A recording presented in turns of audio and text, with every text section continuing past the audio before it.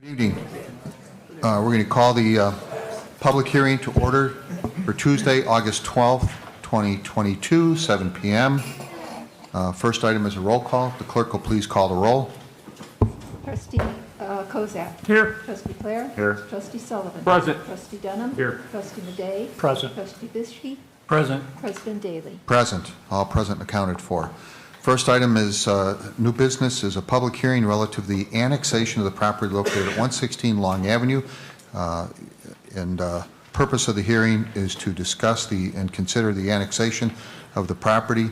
And I want to make it clear that this is only the annexation of the property. We are not talking about the property's use or any attachment with Experior. It's just whether or not to annex this property into the village of Schaumburg. So I'll let the village attorney, anything you want to add to that? Well, so this is an annexation request for property located at 116 Long Avenue. Subject property is located in unincorporated Cook County. The application also includes a request to rezone the subject property to M1. However, the public hearing, as you pointed out, Mayor, is only related to the annexation. The rezoning was considered by the Zoning Board of Appeals, and the recommendation related to that request will be forwarded to the Village Board for consideration.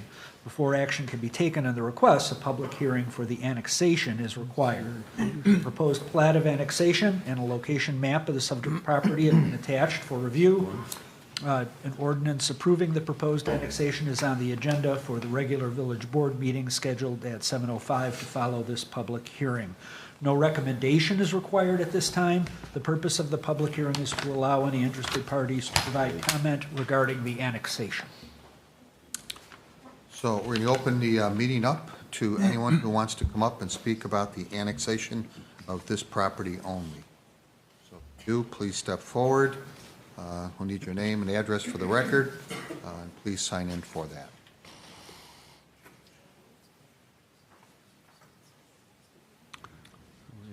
Seeing none, we will close the discussion on the hearing for that. Unless there's any conversation from the board, discussion from the board? No. Okay, we're going to close the comments from that and look for a motion to adjourn. So moved. Second. Motion and a second to adjourn. All those in favor? Aye. Motion carries. Now we will go to the full regular Schaumburg Board for Tuesday, April 12th. Wait. Oh, sorry. Should change out the recorder. Okay. Okay. So I'm going to call the meeting to order for the Schaumburg Village Board meeting for Tuesday, August 12th at 7:04. I want to mention, if you would, if you please, if you have any kind of remote electronic device, that you please turn it off so it does not disturb the meeting. If the clerk will please call the roll. Trustee Kozak. Here. Trustee Clare. Present. Trustee Sullivan. Here. Trustee Dunham. Here. Trustee Madej. Present. Trustee Bishke. Present. President Daly. Present. All present and accounted for. Next item is the Pledge of Allegiance, and I'd like to ask Trustee Sullivan to lead us in the Pledge of Allegiance. All right, please. I pledge allegiance to the flag of the United States of America and to the republic for which it stands, one nation, under God, indivisible, with liberty and justice for all. Thank you, Trustee Sullivan. You're welcome. Next item is the approval of minutes from March 22nd, 2022. Any questions, comments? Move to approve as presented. Second. Motion and second to approve as presented. All those in favor? Aye. Opposed? Motion carries. Next item is approval of expenditures for $6,556.75. Move to approve the expenditures as presented. Second. Motion and a second to approve the expenditures. Will the clerk please call the roll? Trustee Kozak. Aye. Trustee Clare. Aye. Trustee Sullivan. Aye. Trustee Dunham. Aye. Trustee Madej. Aye. Trustee Bishke. Aye. 6 ayes, no nays. Motion carries. Thank you. And now we have a presentation by the Schaumburg Choral Artists. Rob? We do, thank you. My name is Rob Pelegas. I work over at the Prairie Center for the Arts across the plaza. In 2014, the Prairie Center of the village started a youth choral program, the Schaumburg Youth Choir. It's been a wonderful addition to our ongoing youth programs that include a youth orchestra, a summer theater program, a dance ensemble, and even a student film festival. This year, we wanted to try something new. We wanted to expand our most advanced group to include young college students and college graduates to help the program grow so that we can perform more works with orchestras and also around town. So we thought there'd be no better opportunity than to debut this group in front of you and all of you. So we have for you the Schaumburg choral artists and director Tim Cole. They're going to perform for you a piece by a composer named composer Michael John Trotta. The piece is A Place Between Us Both. So Mr. Cole.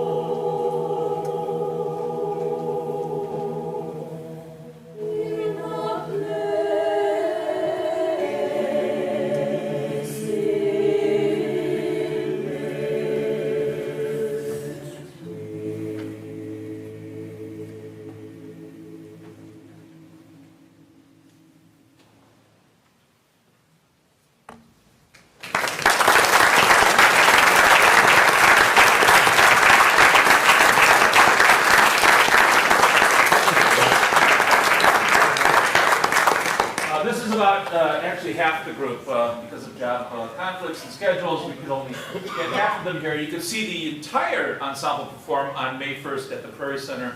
They'll be performing with our other 2 choirs. That's Sunday evening at 7 o'clock on May 1st. Thank you very much for this opportunity.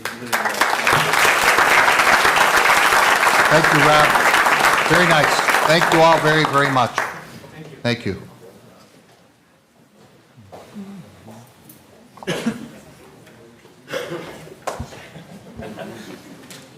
President Daley, can we start every board meeting like that? That'd be nice. Next item is liquor license request. We have a request from, well, not here. I guess Sarah's not here, but it's for a K2 liquor license for a Dash Mart located at 604 West Wise Road. New license. Yes, good evening. I'm Ann Junia. I work with Sarah. We are attorneys for DoorDash, doing business as Dash Mart. They have a lease at 604 West Rise Road. They'd like to apply for a Class K2 liquor license. Do you want me to give a brief overview of the business concept? Sure, it'd be a good idea. And if you've got a business card, we'd take it for the clerk so she can Yes, get I'll the jot that correct on. name and spelling for the record. Yes. So business concept. This is a retail store, but it's has a modern twist. Think of your neighborhood market, but they offer everything online. So consumers have the convenience of ordering their products online, and they can either have that delivered in under an hour, or they can stop by, pick it up, and take it home after they've ordered it, on their way home from wherever they are. So, post-pandemic, this is a very popular concept, and the Dash Mart's very much looking forward to doing business in the village of Schaumburg. They would like, obviously, to offer beer, wine, and spirits as a selection for their consumers. Okay. Questions, comments from the board? Trustee Dunham? Is this in any way related to the DoorDash food delivery, prepared food delivery? So it is the same company, but it's a different arm of the company. Their Dash Mart model is 100%, they rent the premises, they are the retailer, they hold the retail licenses, and then their Dashers are specifically, there is no exit or outside third party. They are all one and the same. The food delivery is a different concept. DoorDash will partner with restaurants, and then their delivery drivers will go and do the restaurant pickup. But this is a completely different concept. Well, different concept, different service. Yes, yes. Other questions, comments from the board? Okay. So that being said, excuse me, you can, or someone from your organization, come by, fill out the paperwork necessary for the license at the Liquor Commissioner's office upstairs, which is also in the Mayor's office, and during any normal business hours. Background check will be done, fingerprinting, et cetera. Once all that's approved, then a license will be issued. Perfect. Thank Okay. you. Opening time?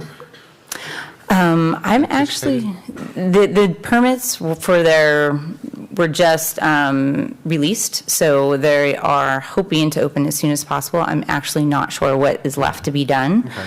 but I know that this was an important step towards that opening. So Okay. thank you for your time tonight. All right, sure. Thank you. Next item is consent agenda. So for those that might have an agenda, that's the consent agenda will be read in its entirety, voted on as one motion to approve.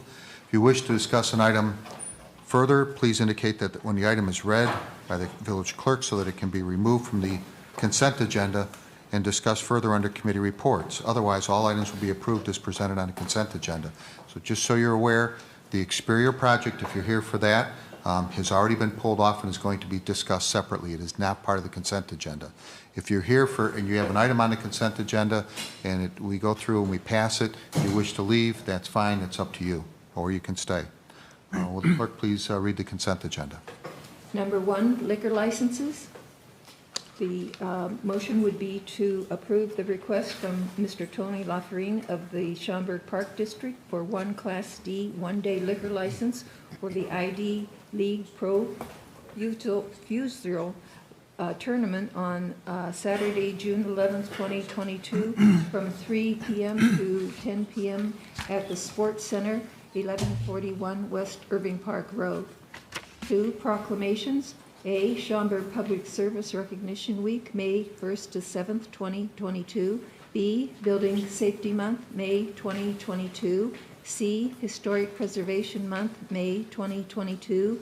D, Monarch Conservation Month, May 2022. 3, Engineering and Public Works Committee. The motion would be to approve a contract renewal for the year 2023 Annual Street Improvement Program, Contract Number 2, Phase 2, Phase 3, Professional Engineering Services with Chastain and Associates LLC of Schaumburg, Illinois, in the amount of $654,494.07 and approve the required resolution. B, 500.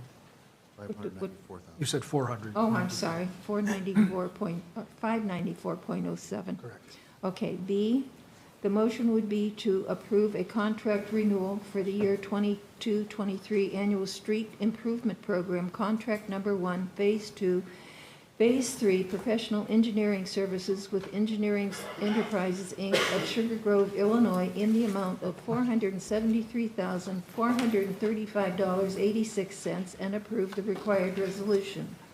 C, the motion would be to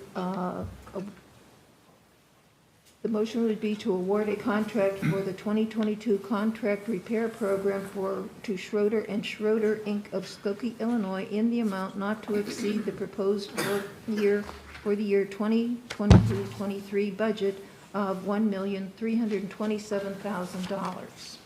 D, the motion would be to approve an agreement for design and construction administration services for the demolition of Woodfield Green Executive Center with Globetrotters Engineering Corporation of Chicago, Illinois, in the amount of $191,757.25 and approve the required resolution. E, the motion would be to approve a contract for custodial maintenance and day porter services with Midway Building Services of Chicago, Illinois, for a term of 1 year with 3 optional 1-year extensions for the amount of $424,419.59 and approve the required resolution. 4, Finance, Legal and Administrative, and General Government. A, the motion would be to approve the Finance Department monthly report for February 2022. B, the motion would be to adopt an ordinance amending Title 11, Chapter 112, Section 112.62 of the Schaumburg Village Code relative to delivery and curbside pickup of alcohol. C, the motion would be to approve an additional Summer Breeze concert with a film showing on the outdoor stage June 23, 2022 at 7 p.m. with talent and film costs to be offset by sponsorship support. D, the motion would be to authorize the village manager and village clerk approve a second amendment to the redevelopment agreement for the town center at Viridian Development comprising a part of the North Schaumburg TIF district of the village of Schaumburg, Illinois. E, the motion would be to approve a resolution authorizing the pre-development costs of up to $380,700 to Kensington Development Partners, Inc. for Phase 1 of the Entertainment District. F, the motion would be to adopt an ordinance authorizing as a reservation of the village's tax-exempt private activity bonding authority to the town of Normal for the Assist Homeownership Program. G, the motion would be to make no amendments to the water and sewer rates and service charges for the year 2022 and 2023. H, the motion would be to refer the changes to policy statement 2.12 write-off of unpaid uncollectible water bills in the amounts under $25 to the Committee of the Whole. I, the motion will be to delay the implementation date of a municipal push tax on the plays of video gaming terminals effective May 1st, 2023. I, the motion would be to adopt an ordinance making the third amendment to the year for the year 2021-2022 budget. 5, Health and Human Services Committee. The motion would be to approve the 2021 Community Development Block Grant CDBG Action Plan Amendment. 6, Transportation Committee. The motion would be to direct staff to proceed with cross-section Alternative 1 for the Salem Drive Corridor Improvements Project. B, the motion would be to accept a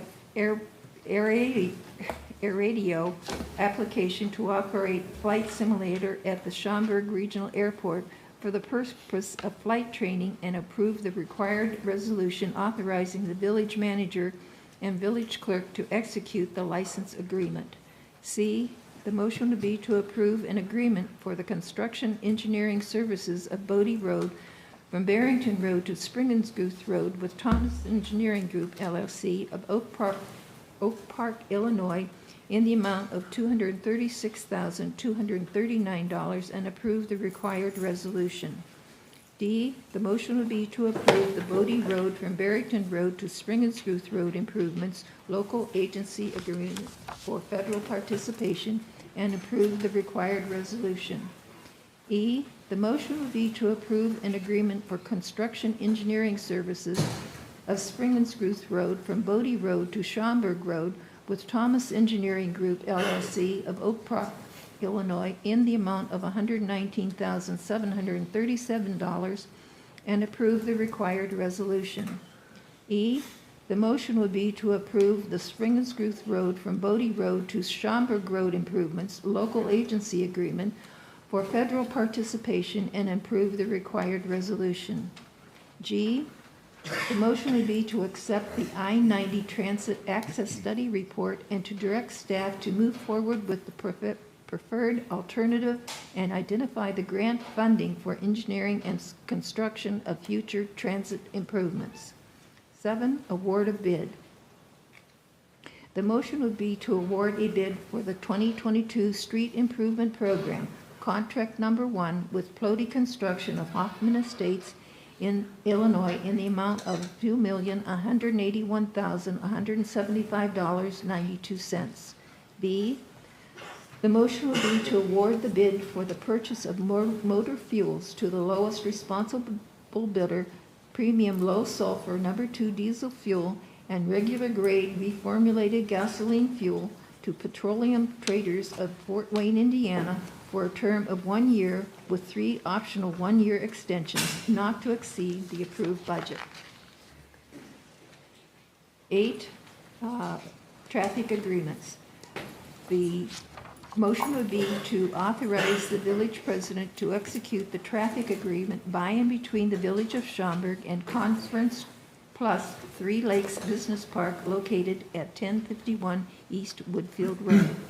B, the motion would be to authorize the village president to execute the traffic agreement by and between the Village of Schaumburg and Sunrise of Schaumburg located at 790 North Plum Grove Road. 9, resolutions. The motion would be to adopt as resolution R22-035, authorizing the village manager and village clerk to execute a contract renewal for the year 2022-2023 Annual Street Improvement Program, Contract Number 2, Phase 2 and Phase 3, Professional Engineering Services with Chastain and Associates, LLC. B, the motion would be to adopt as resolution number R22-036, authorizing the village manager and village clerk to execute a contract renewal for the year 2022-2023 Annual Street Improvement Program, Contract Number 1, Phase 2 and Phase 3, Professional Engineering Services with Engineering Enterprises, Incorporated. C, the motion would be to adopt as resolution number R22-037, authorizing the village manager and village clerk to execute an agreement for the demolition of Woodfield Green Executive Center with Globetrotters Engineering Corporation. D, the motion would be to adopt as resolution number R22-038, authorizing the village manager and village clerk to execute a contract for the custodial maintenance and day porter services with Midway Building Services. E, The motion would be to adopt as resolution number R22-039, authorizing the village manager and village clerk to execute a license agreement by and between the Village of Schaumburg and Aviator Aero. Aviator, excuse me. I'm sorry, thank you. F, the motion would be to adopt as resolution number R22-040, authorizing the village manager and village clerk to execute an agreement for construction engineering services of Bodie Road from Barrington Road to Springersguth Road and with Thomas Engineering Group LLC.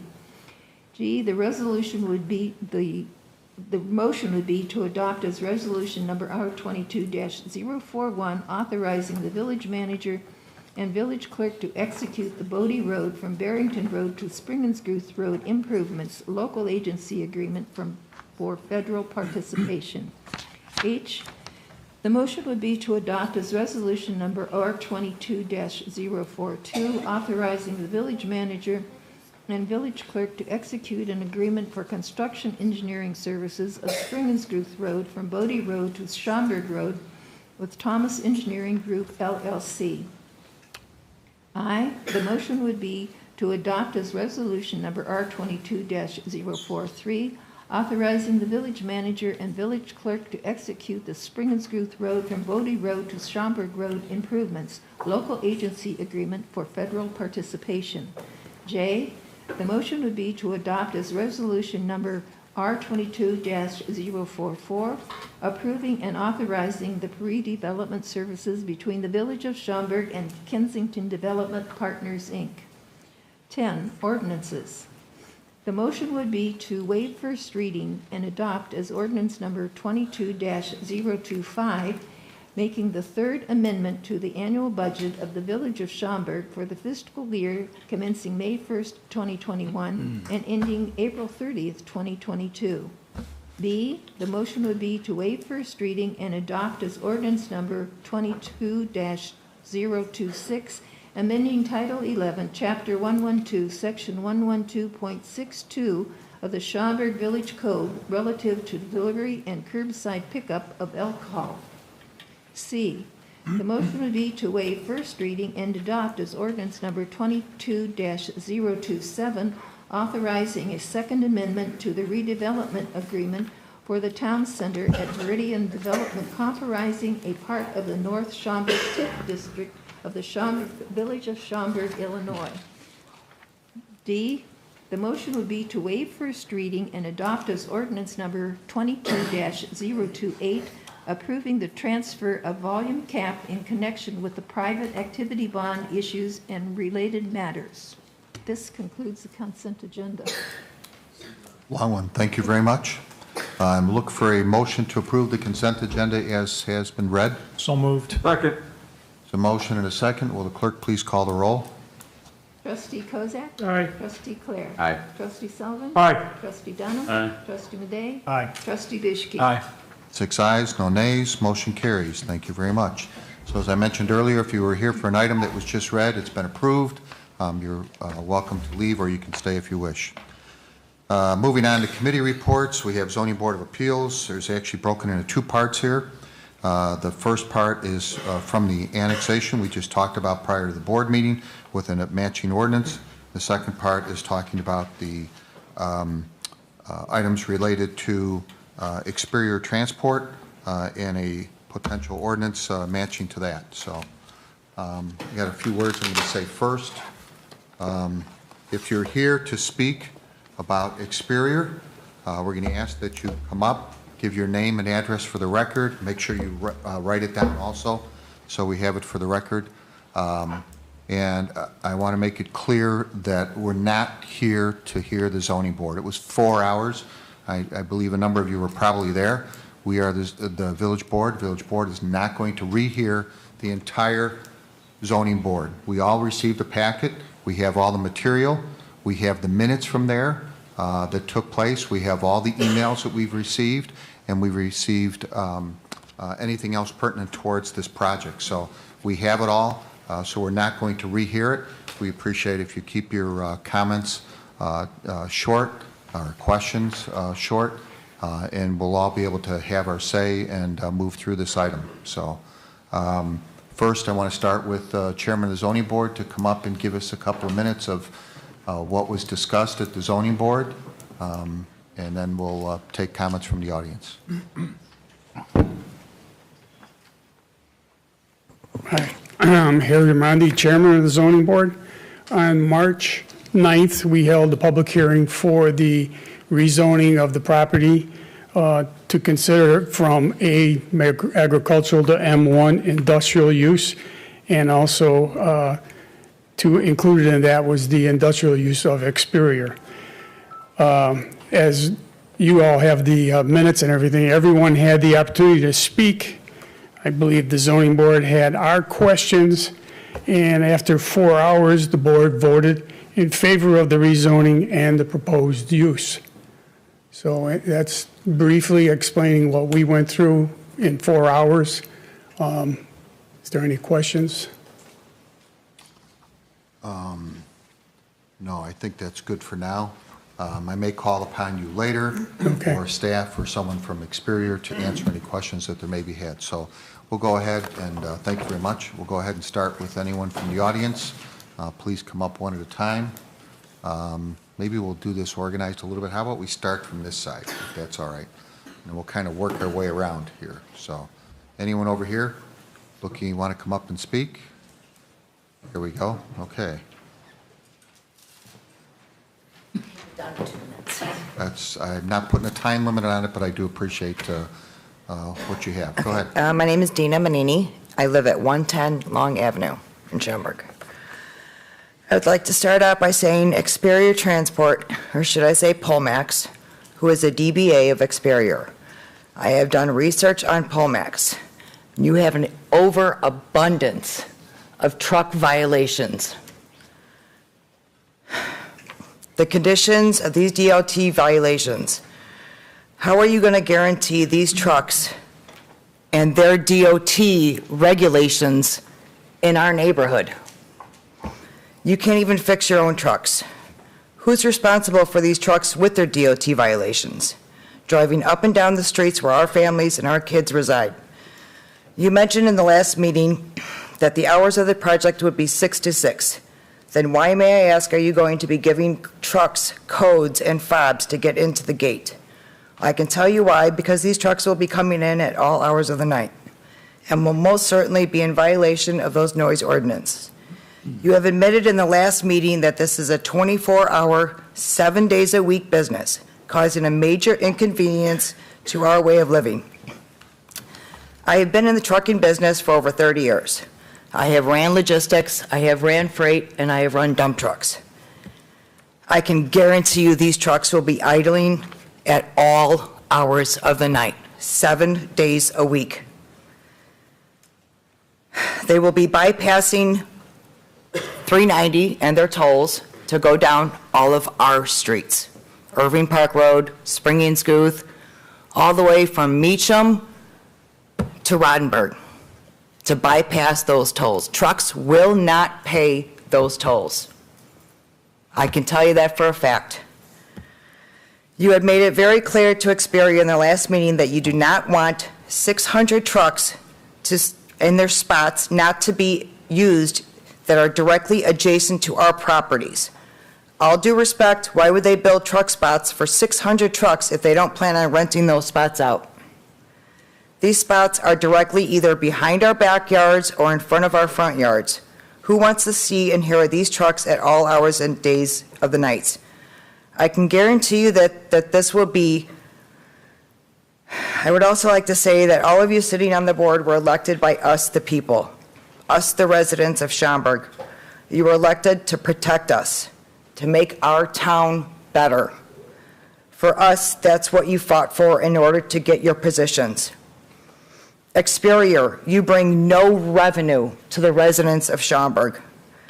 You plan on building a business in our neighborhoods which brings you income. The village of Schaumburg will be bringing in income due to this business. But the residences of Schaumburg will see no income, but a decline in our home's values by $200,000. How is that fair? You are supposed to be in our corners, working for us. I know I said this in the last meeting, but I feel I need to say this again to all of you. What would you do? How would you vote? How would you feel if this was in your front yard, your backyard, where your family and your kids play, with these semis running up and down the street all day, all night, in your neighborhoods? Thank you.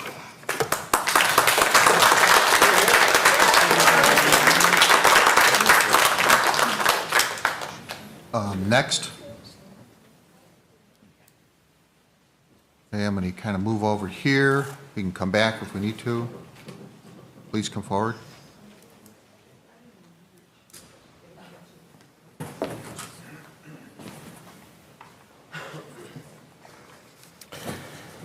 My name is Ann Behrens. I live at 333 Hazel Drive, Schaumburg. I thank you for the opportunity to speak tonight. Experior's reps, Director Matt Frank, and the zoning board would have you believe that a truck depot and parking lot will be a net benefit to our community. Here are just a few reasons why so many of us disagree. First, the fueling station. ExxonMobil and BP have stations only 1 to 2 miles from that intersection. Experior wants the gas station, convenience store, which will sell liquor, to provide goods to long-haul truck drivers hanging out between runs or overnighting in their cabs. Experior says their drivers are local and will go home. But does that also include partner carriers? Promises, promises. Next, there are at least 5 truck service and repair shops in the industrial park bordered by Irving Park Road. So what's their business going to do to their businesses? It will potentially siphon off business. Those businesses will close, and you won't see any tax revenue from them. So it's going to be a net-net. You're not going to get more tax revenue from that institution. In 2015, a study was done by Georgia State University that found that residential properties within a 1-mile radius of a new industrial development would drop in value by roughly 6%. 6% may not seem like a lot, but it adds up. There are about 500 residents within 1 mile of this project, with values between $240K and $600K. That averages to about $370K. 6% of that is $22,000. Multiply $22,000 by 500 homes, and you get a total loss in value of $11 million. That's a lot of invested family wealth wiped out by this project. Experior likes this site because it allows for future expansion, as noted on page 5 of their permit application. Where might such land be found 10 or 12 years from now? Well, let's see. Long Avenue homes will have lost value, a lot of it, per my earlier point, and may be even worth next to nothing. As who would buy a house that uses a well to pump water in from under a truck stop? Experior will be able to buy Long Avenue for a song, and anyone who doubts this is not thinking long term. We get that village staff is tired of having to think about how to turn this unique watershed into a revenue generator for Schaumburg. Many of us here are small business owners. We're pro-business, we get it, but we need to do better. If you're out of ideas, ask the public, run a contest. Consult with the experts at a very unique company called groundworkusa.org. They specialize in remediating brownfields and other difficult to develop properties. I ask you to please consider all the people that are protesting and why they're doing it. We're not protesting because of where the project or what the project is, but where it is being built. I ask you to please vote no tonight on rezoning this property for industrial development. I sincerely believe we all deserve more time to work out a better solution. Thank you.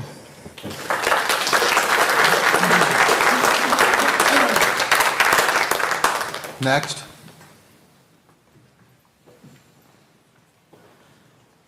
Good evening. My name is Patricia Huntington. I live at 177 Avalon Court in Roselle.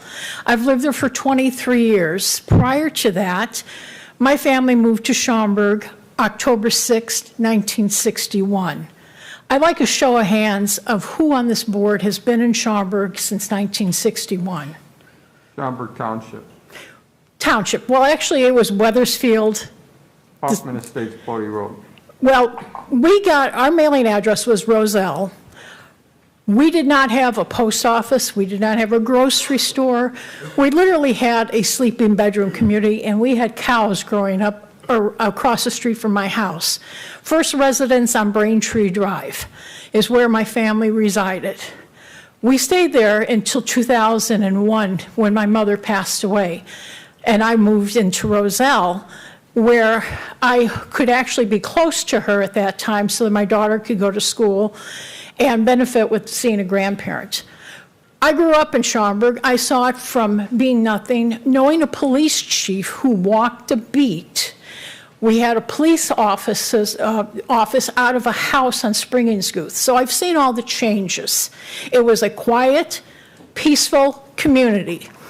Since that time, when I moved to Roselle, you've put in the Flyer Stadium, or whatever you're calling it nowadays, and you're running fireworks and concerts there, which disturb my right to a quiet enjoyment of my home, to go out and sit in my backyard or in my front yard, talk to the neighbors. Now you're running rock concerts that blast into our community, not towards the expressway, which would make a lot more sense. Then we have the airport, which has increased greatly. That used to be Roselle's airport. Now it's Schaumburg's airport for many, many years.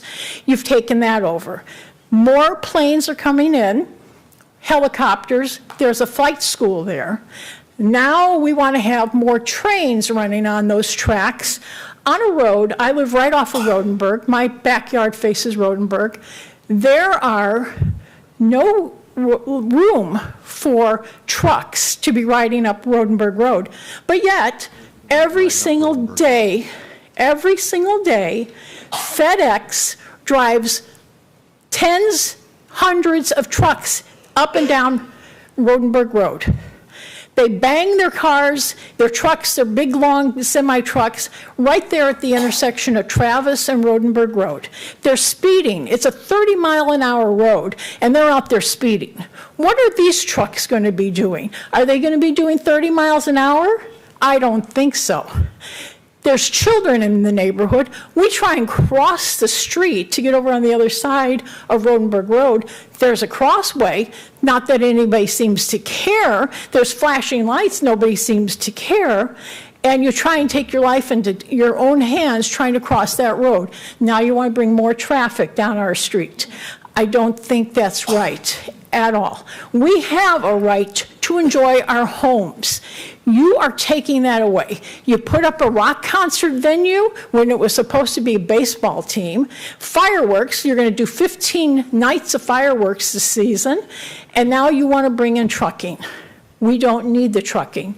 I don't know if you remember years ago, the corner of Central and Rodenberg Road was agriculture. They tried to zone it to put in more trucks. We fought, and they put in multi-million-dollar homes into that area, and it's been very successful. There's tax revenue there, because we don't need to continue lining the coffers on the blood, sweat, and tears of other homeowners who have made their homes on that corner. And again, if you stand there and tell me, well, you knew it was coming, no, we didn't. When my parents moved to Schaumburg, we did not know that you're going to put a baseball field in right across our front door and have every night during the summer a batter swing all day Saturday and on Sunday. So our peace was pretty much ruined all summer long from that. We were told, well, you should have known that. No, we were told by Campanelli that that was going to be a playground. Promises made, promises not kept. Enough. Enough. We all want to enjoy our quiet homes. Would you want a truck facility in your backyard, as the other lady mentioned? I don't. I don't, and I don't want to lose the value that I have built up in my home for 23 years after I left the village of Schaumburg to have some peace and quiet. Why is it that Schaumburg wants to continually encroach upon my right to peace and quiet and enjoyment? Enough. Stop. Stop ruining people's lives for money. Stop. Since none of you have lived here since 1961, you haven't seen the changes I've seen, and I'm fed up with it. Thank you.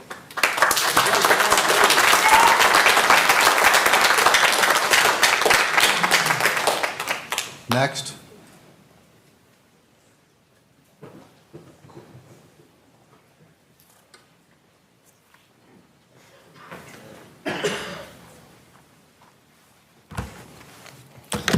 I'm Rick Jezik from 103 Long Avenue. I want to talk just briefly about this with the trucking. And the reality is the trucks are going to be going through all of Schaumburg's area. It's not just going to be by the tollways. I did some numbers and the math on it. Basically a truck at the intersection of 59 and 90, if it was going to go tollway, 90 to 290 to 390, it could be paying anywhere from $200 to $300 in tolls. If he wants to go straight down 59 and cut through all the neighborhoods, he can do it for free. That is big numbers for truckers. Some trucking companies reimburse them. Some also pay them bonuses to bypass, to avoid tolls. And a lot of these are independents. That comes out of their pocket. They're going to find other ways to get there. They're going to find side streets. That's what they do. I worked in the industry for a long time, in the airline industry. I ran a warehouse of 183,000 square foot, and I've dealt with truckers. And I've talked with them in deals and negotiations with them. And I know exactly what they're doing. They've told me what they do. They go out of their way to avoid those tolls. That's a lot of money for them. And I just so happen to be going, if they came down 59 and they took that route there, it's 9 miles. If they took the tollway, it's 20 miles. And it's a difference of like 15 minutes. And so basically, I went down Bodie Road today. 2 FedEx trucks went the other direction. 2 of them. So if FedEx is doing it, they've got it figured out already. I would be using Bodie Road too. That seems to be a good road to be going back and forth on. If anything going that direction, I checked south. If you went all the way south to 88 and 59, it would be easier to come up 59 and cut through than to go over the tollways. Biesterfield, perfect example. You know, if you were at Biesterfield and 290, if you rode Biesterfield through, it's for free. If you go 390, you would have paid $20 for a 15-minute drive. They're going to go with the cheapest route. That's what these truckers are going to do. You can't blame them. It's their own pockets that the money's come out of. And they're going to find other routes. They always find them because they're looking for traffic jams, then they want to get there. And they want to avoid traffics, and they're going to buy those things. They're going to find more and more routes. And they're going to be coming down all these side streets, coming by your houses, and that's going to be it. I mean, Bodie Road, an example is, there's the curve in the Bodie Road. The trucks, if they downshift, the people on that curve are going to hear a lot of noise. The downshifting of trucks, they do that to basically so they can accelerate quicker. And that's very noisy. And you're going to get a lot of complaints if you let those trucks go down those roads and do that. That's just one of the big issues that's going to be. Those truckers, if they're independent, they want to save money. This is money in their pockets. And that's got to be in that. What else? That's it. Yeah, and that, and the other thing, they basically, in the last meeting, they mentioned why this property, and the comment was basically because it checks off all the boxes. To me, that's not an answer. That doesn't mean a whole lot of anything to me. And the other reason is because they have people living up here. They're not going to move a facility of that size because they have people living in the area. That doesn't make sense to anybody's book. I'm not going to say so, basically. But anyways, those people moved up here because they don't want to live down there. They don't want to live down in Elsip next to them. That's why they're already here. They want to think you're in good places and good houses that are appreciating in value. And they're not appreciating down in Elsit. So those people are here for a specific reason to get away from over there. They're not here, they don't want it there, them here. So that's the base points I want to make. So, thank you.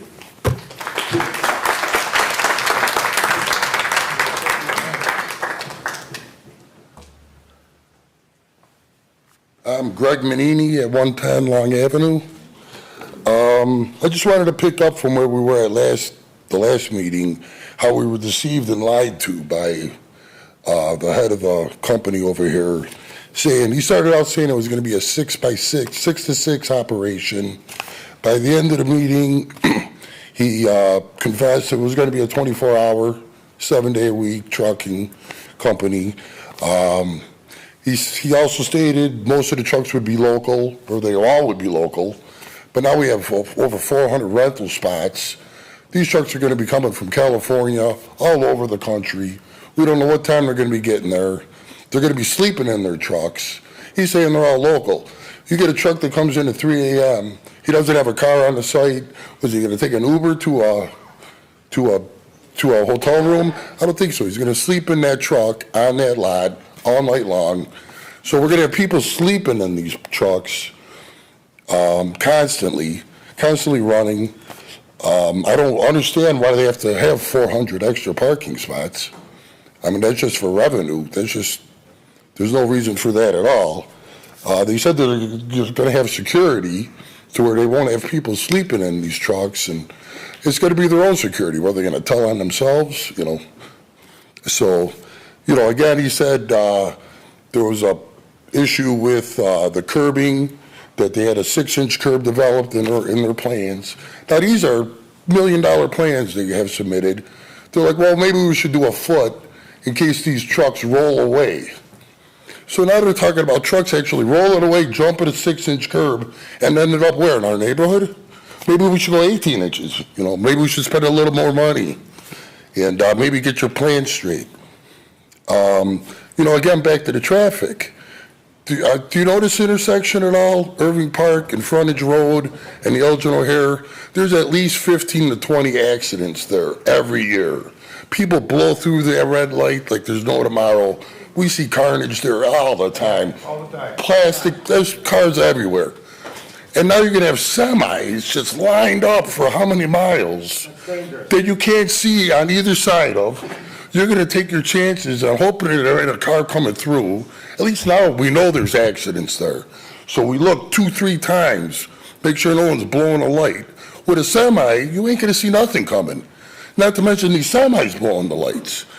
And how is this ever going to happen that you have 500 semis at that intersection turning down Rodenberg Road, which is a 1-lane street each way, if that.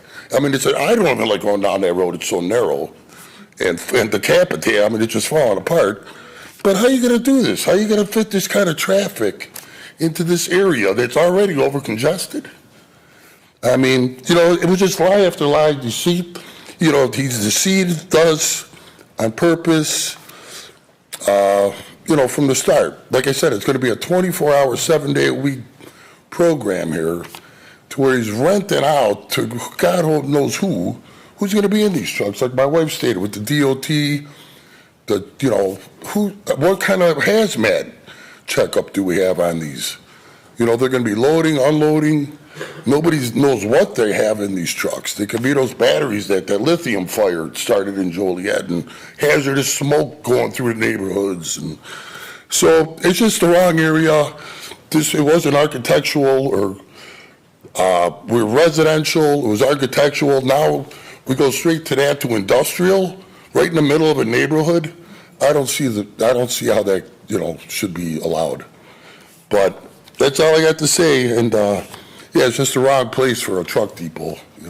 Like I said, let's build $1 million homes, and we'll all benefit. Our property values will go up, improve the neighborhood instead of destroying it.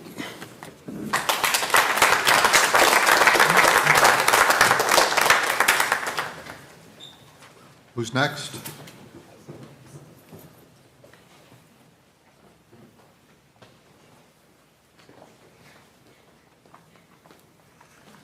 Hi, my name is Greg Belinsky. I live at 111 Long Avenue. And first of all, I'd just like to present this to the board. This is a petition that was signed by over 11,000 people in the area to see the Schaumburg wetlands.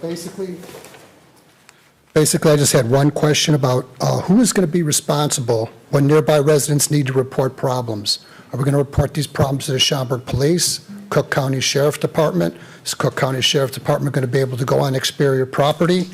Are we going to have a contact with Experior?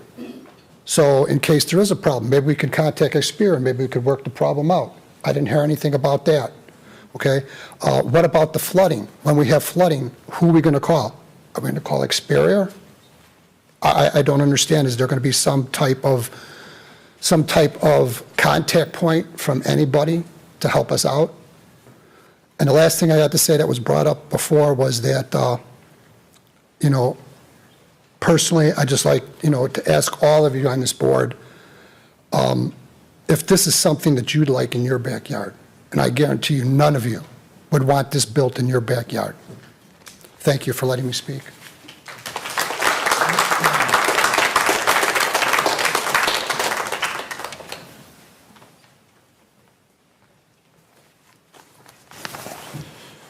Good evening. My name is Jim Wallace.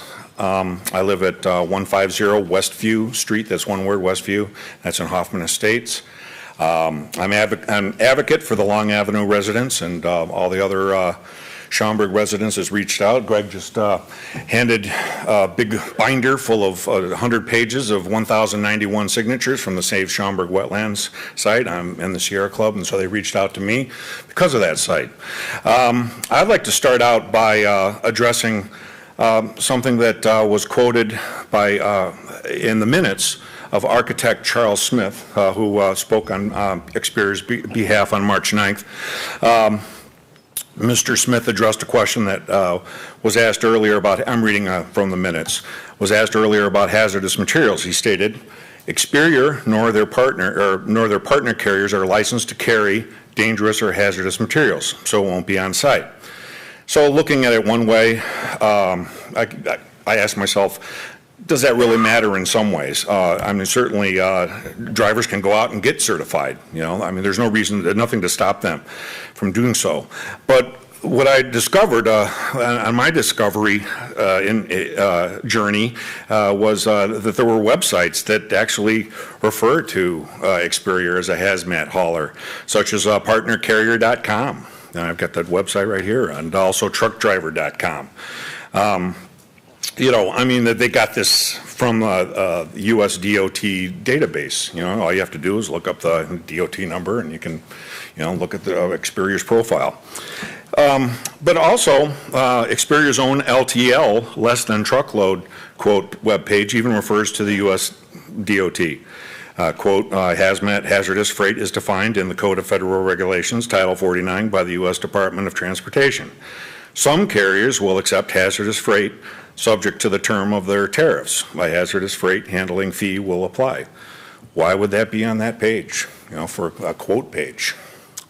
Also, what about freight brokerage? On their logistics webpage, you can just click on that right up there. They have a nice website, with all the web pages listed. And it goes, so how about the freight brokerage and the Experior logistics? With one single point of contact, you can move just about any kind of freight anywhere in North America. Would Experior broker such an LTL shipment? I mean, brokering would involve other trucking companies, wouldn't that? And there's how many other extra spaces? 400 plus spaces that could possibly have hazmat on there. So, that's one thing. I also looked at the WMO application, which is still pending. WMO stands for Watershed Management Ordinance. And in that, on page 7 of the actual application, page 10 of the PDF, which is supplied on, Schaumburg website, section 2.3, alternative site review, table 2. Give us a look at the other sites considered prior to Merson Anderson, which is really what the old property name is known as. So 5 sites were rejected, and of course, the one that was chosen is the one we're talking about today. So, anyway, one of them was the Motorola site, and I looked into that a little bit. I'm not sure the reasons why it was rejected, but Schaumburg TIF District was created in 2014 and expires in 2037 to help Motorola develop 225 acres. In fact, it's in that chart. There's a chart. You'll see it. It's in red and white on page 7 of the WMO application. 225 acres. That's a lot of land. So they're, seeking to, good things too. I mean, I'm not saying it's bad, but pay for the new I-90 tollway ramps at Meacham and Roselle Roads, integrate bus, rapid transit, and local transit services to promote a convenient pedestrian circulation, encourage redevelopment of the underutilized properties in the area, and improve utilities and infrastructure within the project area.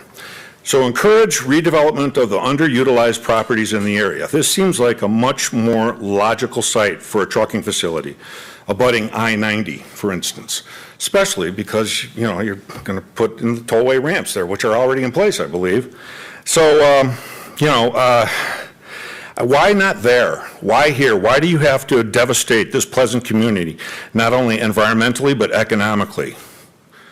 The 225-acre Motorola site wasn't the only rejected alternative site. I looked into another one. West Chicago was approached in late 2015. Experior's presentation to the West Chicago Development Committee on December 14, 2015, regarding the Coon Road property was nearly identical to that presented to the Village of Schaumburg. We heard Experior on March 9th. At least 250 jobs. Wait a minute. Didn't they say 200 last time? So 250 jobs. Well, it's West Chicago. $20 million investment, $1 million for utility infrastructure and landscape architecture, much which Chuck Smith talked about, to meet environmental standards. Tax revenue, restaurant, fueling station, office building, convenience store, enormous 22 to 25 acre parking lot. So one alderman was all for it in the minutes. You can read the minutes. There were similar concerns as residents here in Schaumburg have brought up. Traffic, environmental, residential, drainage, all the stuff we've heard. But also idling, too. It was specifically mentioned. So Alderman Bifus also asked about refrigerated trucks. This is a quote from the minutes, the Development Committee of December 14th. Alderman Bifus, I'm going by the German pronunciation, asked about any refrigerated trucks that might be idling overnight. And Mr. Dulian answered that there would be a designated area for idling, adding that with whisper technology, the noise of these idling trucks is almost imperceptible.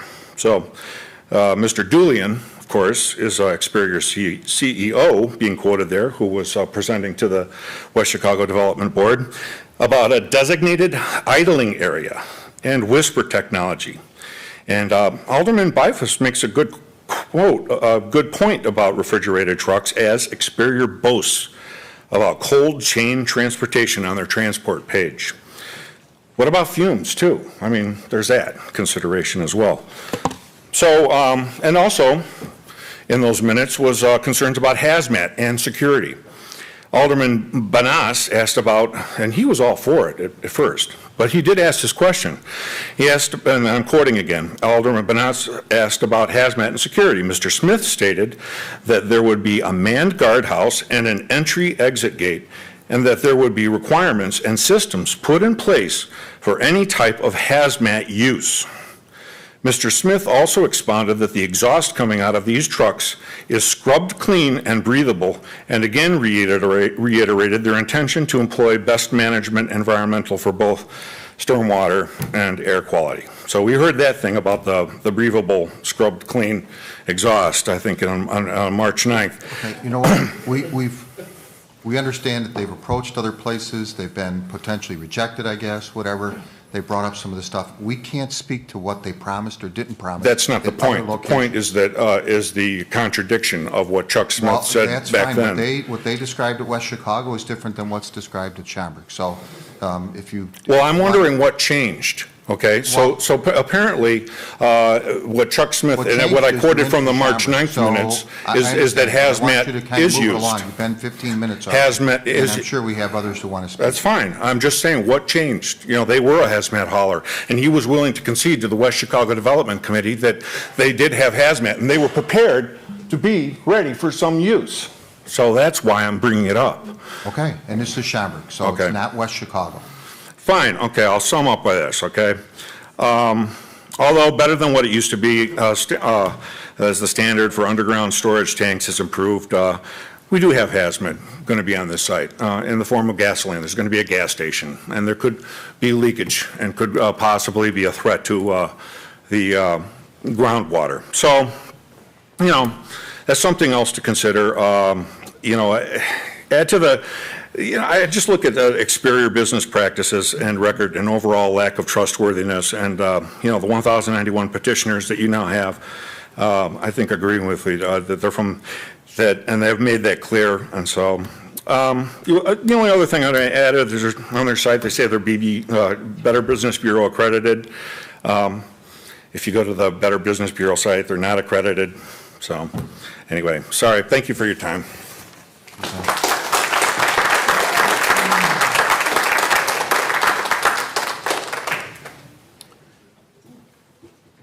Anyone else?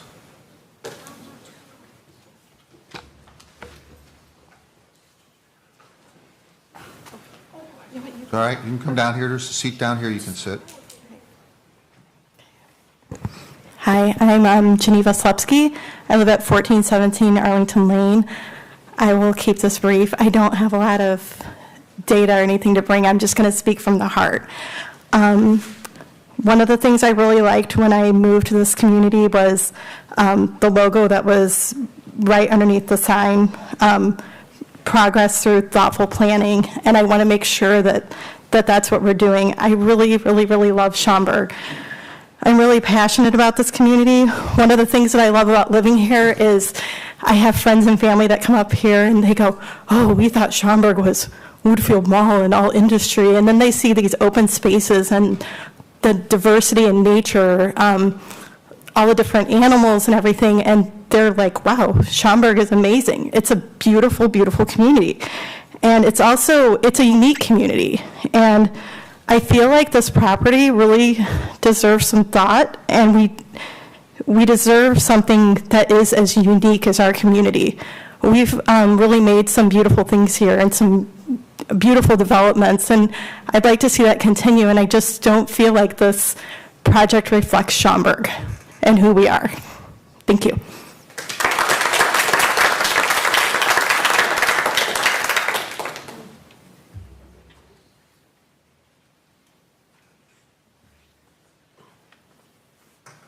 I'm Mandy Hegestad, 107 Long Avenue.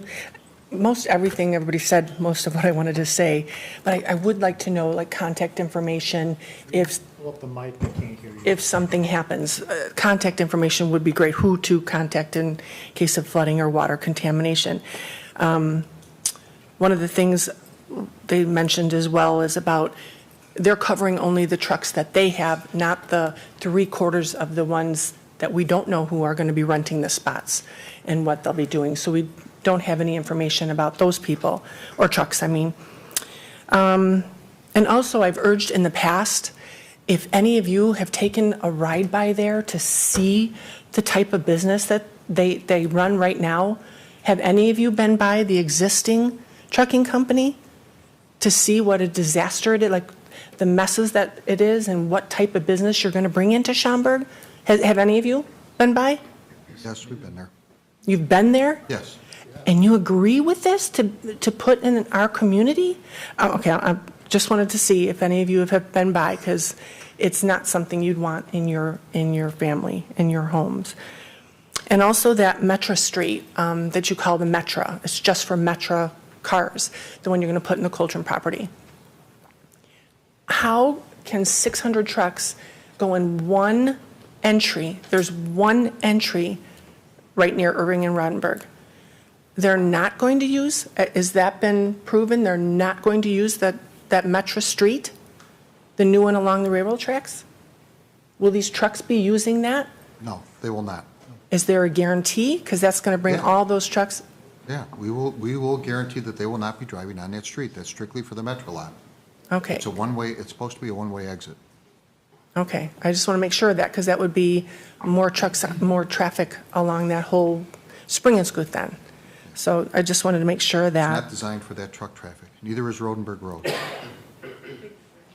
okay. And so is there any way that we can somehow regulate, I guess this would be a question for Experior, about the trucks that are coming in, the 400 trucks that we don't know anything about? Like they say, he said about the clean diesel for their trucks, but not for the 400 trucks that we don't know anything about. So that's the fumes that we'll be breathing, that's the trucks we're going to hear, that's, you know, what kind of regulation can we have for that? Is that security that's going to be at the front gate? Are they going to regulate what kind of trucks they have, or do they have clean diesel? I don't think so. I mean, that's 400 trucks. There's a lot of trucks to come in and out of there in that little area. So I was just curious. And will we have information? And back to my first question about contact, like if we do start to flood, who do Yes. we will have that? Yes. Okay, thank you.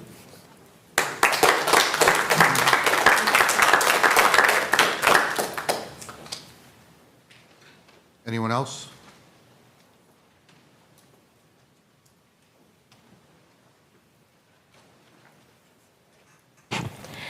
Good evening, board members. My name is Beatrice Leckie. I'm a resident of Medina, Illinois. I reside at 1000 Papa Avenue along Elgin O'Hare, I-390. My brother lives at 106 Long Avenue. My brother has many sleepless nights because of this ordeal. This affects him and his family tremendously. He purchased the house several years ago thinking that he's going to live there till his retirement age. And he's in his late 30s. Not sure that's going to happen. His property probably is going to drop in price just because of what's happening next to his house. Many people already asked you that question. What would you do if station like that built next to your house, on your backyard, on your front yard? Would you oppose? I assume you would. Could you do that now, right now as well, and not thinking about the revenue?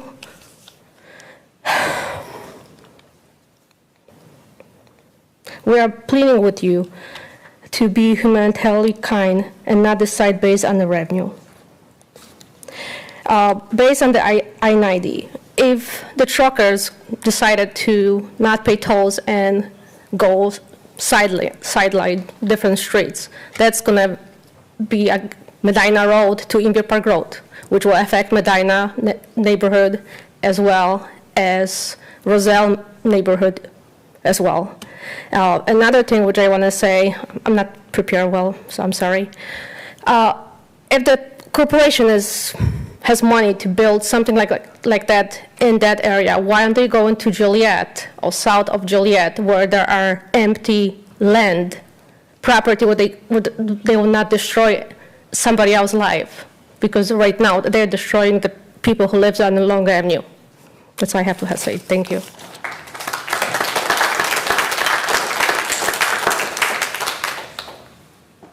Anyone else? Good evening. My name is Iona Ishtok, and I am on 100 Long Avenue. I personally have since 2015 a trucking company, a small company. So I have seen some of the reasons, I have heard a lot of the reasons and the facts, but I can tell you something. 400 spots on that property for contractors, independent contractors. I work only with owner-operators, which are independent contractors, and they are home almost every evening, so they work locally, as they are saying they're going to have. Those 400 spots here in Schaumburg, they can range from $300 per spot to $500.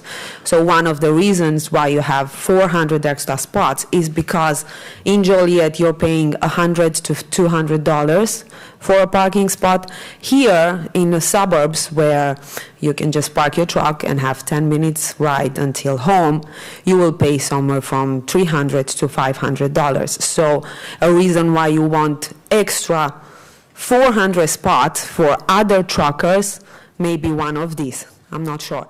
And you have to keep in mind that these 400 spots are not for a contract, so you're renting one spot not for 6 months or 10 months for one owner-operator. You can rent it for a year, for a month, for 2 months, for 2 years. So you will have not 400 owner-operators in 1 year. You will have constantly up to 800 or 1,000 people rolling on those spots. So I don't know how you can control in a contract or a lease agreement with them the noise in the parking lot, the way they drive until there, they access the streets, they protect the neighborhood, and all the other things that my friends said over here and all the neighborhoods. One other thing that I will say is the access in the parking lot for so many trucks is going to be congestion. It is going to be huge congestion in and out. And one more thing as well that I wanted to pinpoint over here. 2 times per year or 3 times per year, we have theft happening in the parking lot. So we might attract, because of the cargo that we are hauling, because we have anything from electronics to valuable stuff to non-valuable stuff. Even in a parking lot that has cameras and it's gated, theft happens. So in the middle of the night to have strangers coming into behind my backyard or in my neighborhood, because this is going to be into my neighborhood. It's not going to be gated and all of a sudden I'm protected also. So people stealing from the trucks, opening the truck, this is happening to everybody. So please think about this as well. Like I wouldn't like to have this kind of activity behind my backyard. That's all that I wanted to say. Thank you.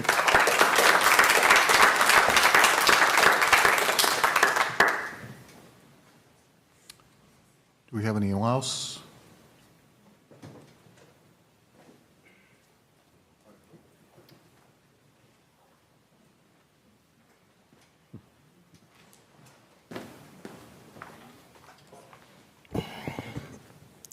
My name is Zachary Scalafini. I live at 304 Mendon Lane.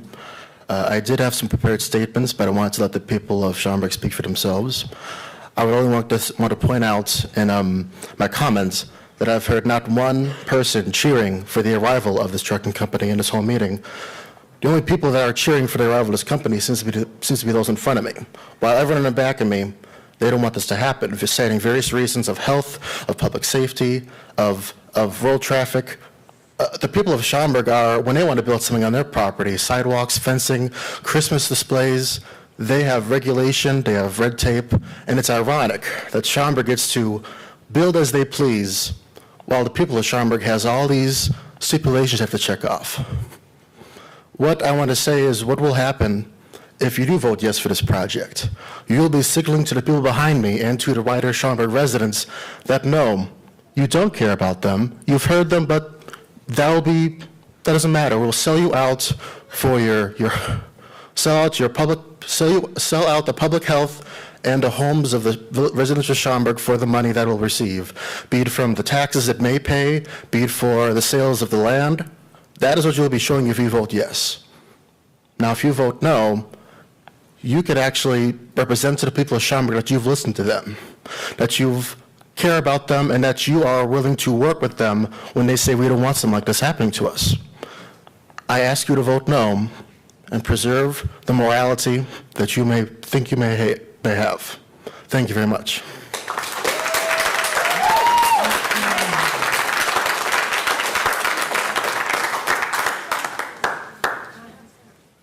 Anyone else?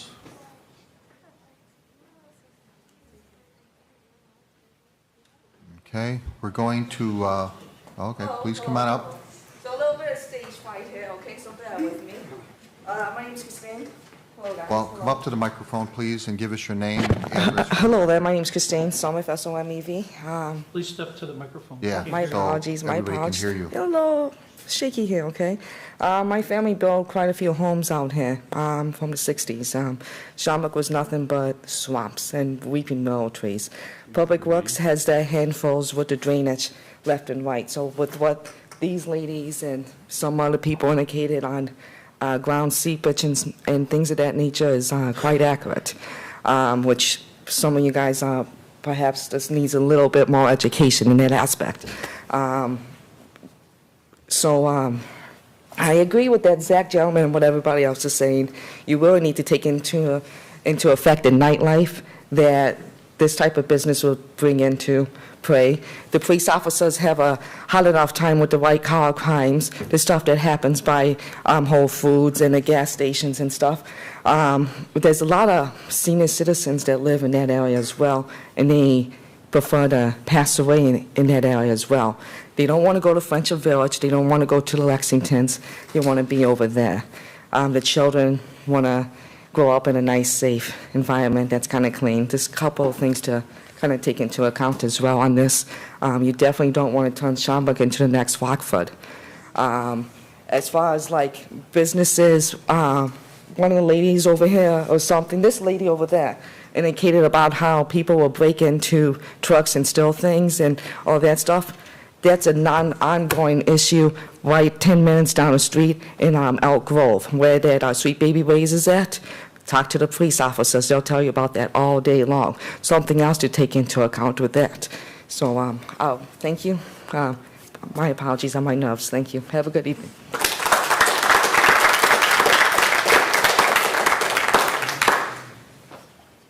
Do you have anyone else? Okay, we're going to end the public comment then, and I'm going to make a few statements here, and we'll take questions from the board, and I may ask someone from Experior to answer some of these questions too. First of all, this property, just to make it clear, this property was acquired by the Village of Schaumburg 18 years ago. We spent $8 million for this, and it was never intended to be anything other than developed. It was not going to remain as a wetland. It was going to be developed at some point in time. The general understanding is it would be matching up the manufacturing, which is north of Irving Park Road there, which includes warehousing, some trucking. I know there's some family here that have a trucking business in Schaumburg, and so that's part of what's contained or planned for this property in the first place. We entered into discussions with Experior 3.5 years ago about what they wanted to do. So it's not been hidden. It's been out there. It's on our comprehensive plans. It's been on the website. It's been talked about for a long time. Not 18 years ago as a trucking facility, but certainly as a manufacturing type of location. Never intended to be built for single-family homes. It's not a good place, a good sustainable land for that purpose. So just want to make that clear. Let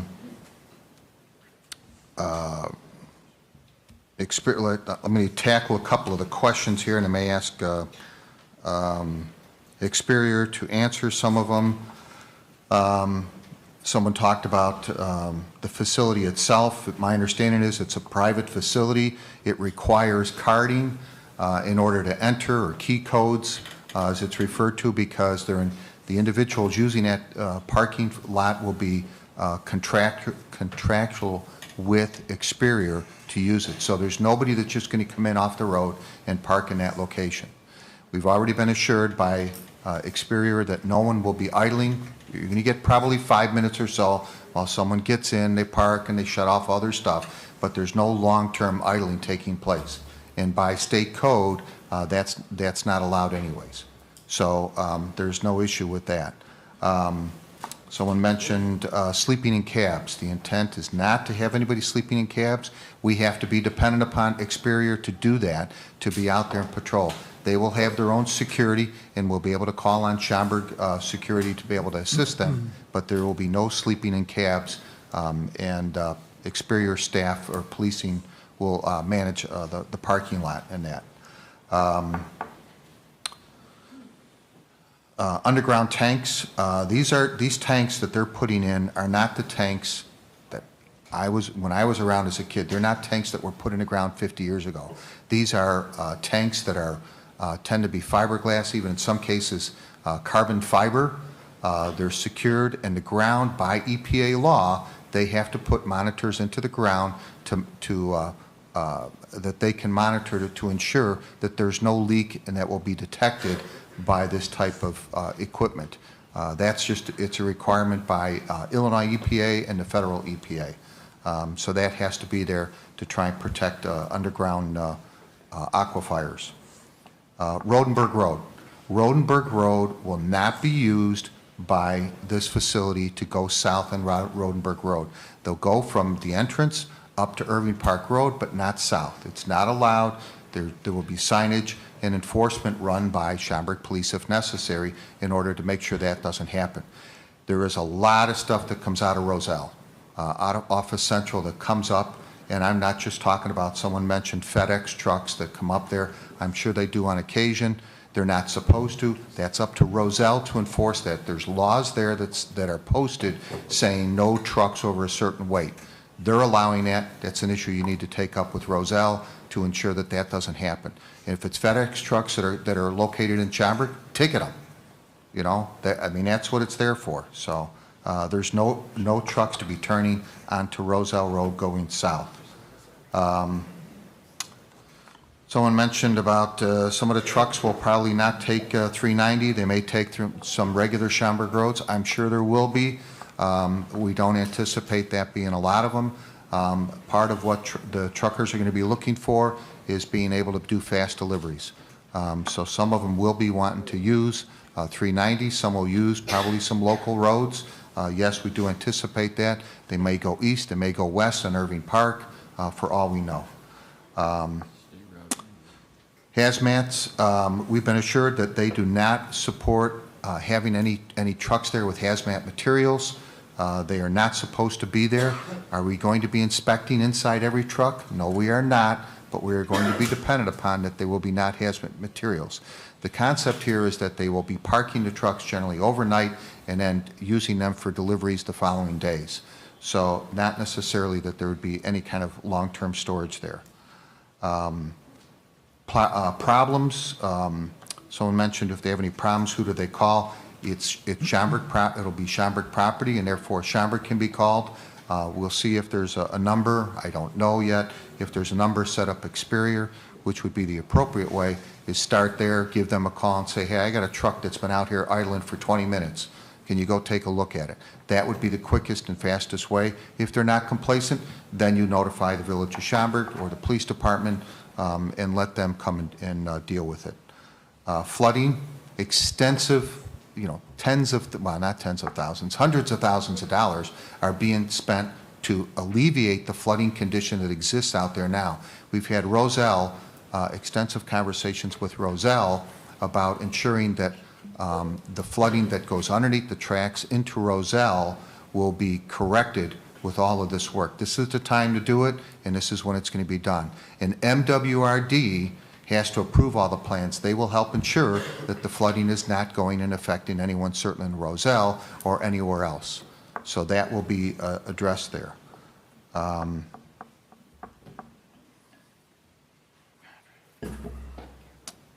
Those are the ones that jumped right out.